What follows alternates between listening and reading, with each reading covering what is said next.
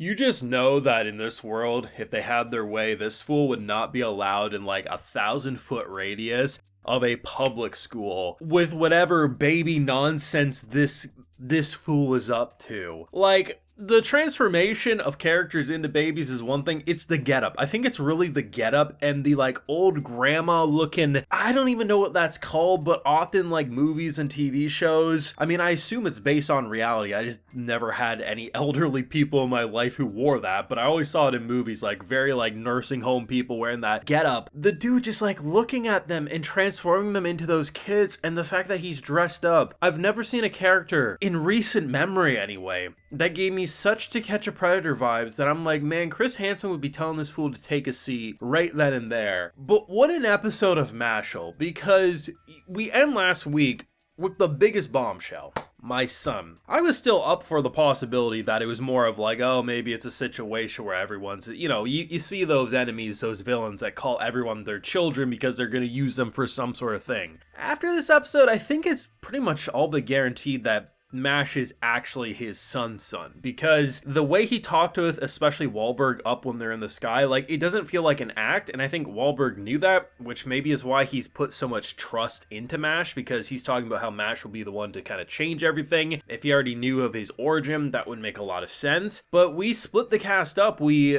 kind of like get a handful of people out of stasis, and we split them apart. Wahlberg's in the sky with Innocent Zero, Mash is forgetting faces, which isn't anything new, and then we're dealing with a bunch of creatures that were summoned, which honestly the design of them was really, really cool. And of course the babysitter, who is kind of self-explanatory on Stranger Danger vibes. But either way, episode 20 of Mashle wasn't playing around, and honestly I have no idea where they go. Part of me is kind of worried for Wahlberg's life, just with how they were ending this episode. It kind of gave me Death Flag vibes, but hopefully he pulled through, but time will tell. I have a full live reaction to this week's episode of Mashle over on my Patreon if you want to see my full uncut thoughts. They're over there if you're interested. I mean, this tournament has evolved far past, I think, where any of us thought it was going to go. I mean, they started off pretty strong with a couple of interesting rounds, and then we just swing into full force with the Innocent Zero plotline, and honestly, with how the rate of everything's going, by the time we wrap up season 2 here, I mean, we best hope we get a confirmation for a season 3, because the plot's really getting good. If I was to pick my favorite moment overall, it's probably everything to do with Innocent Zero specifically, followed by a very close second with those creatures that were summoned in the Coliseum. Let's talk about the Innocent Zero stuff first. So Wahlberg, he's a badass. I severely underestimated old Dumbledore over here because, a character who doesn't seem like he's in a position of power. And yes, if we're making like the Harry Potter comparisons, Dumbledore pretty badass when he really gets serious. But I've also seen a lot of those old wise bastards who kind of act like they're in power, but they can't actually throw hands. So you never quite know. This whole time we thought this was a Harry Potter parody, and then they turned out it was actually Star Wars all along. So I don't know what to really expect from Wahlberg. But the little glimpse we did get in this episode says to me that no, this fool can pack a mean punch, and there is some intimidating aura. I mean, he was able to free like a dozen people, or well, maybe not a dozen, like a handful, like 6 or so people from the crowd by just, using a spell, which you have to consider. He did that on the fly, was able to get a handful of people out of stasis so he could, be like, hey guys, you fight with the Coliseum, I'm going to take care of Innocent Zero. He's very effective at what he does. His staff looks badass. His intimidating aura is actually pretty intimidating. Obviously, it's hard to take an old wizard seriously when, they're dressed up as like the most classical old wizard getup ever. But the dude's about to pack a mean punch. The unfortunate thing is Innocent Zero is apparently tapping into the taboo, and that coffin, either one of two things I think is happening with that forbidden spell. He's trapping Wahlberg into it, which means he's not going to be dead, but he's going to be trapped, and maybe there's going to be a rescue mission, or they're going to kill him with it. I just feel like every bone in my body says that I'm expecting something really bad to happen to him. Either A, he's trapped, and there's a potential of getting him back, whether they actually take his full body or maybe his soul, I don't know, or they're going to kill that fool. I'm just expecting the worst. If they surprise me with the best, I will not be complaining, but it just feels like with the way everything's separated, the intimidation I'm getting from Innocent Zero, whatever the hell that face transformation was, this dude doesn't seem human. He's arguing he's the most human of all. Of course, a monster would say that, but we just know that as, someone like Wahlberg was probably living life nobly and justly, this man was tapping into the taboo and probably getting a lot of dark urge power. Like, this is not going to be good. Though, at least, even with all these fears I have and the setup that they're going for, there was actually a lot of fun in this episode, specifically with Mash, who does end up separating. There's this big tower, right? Mash has the memory of a goldfish. The guy's an idiot.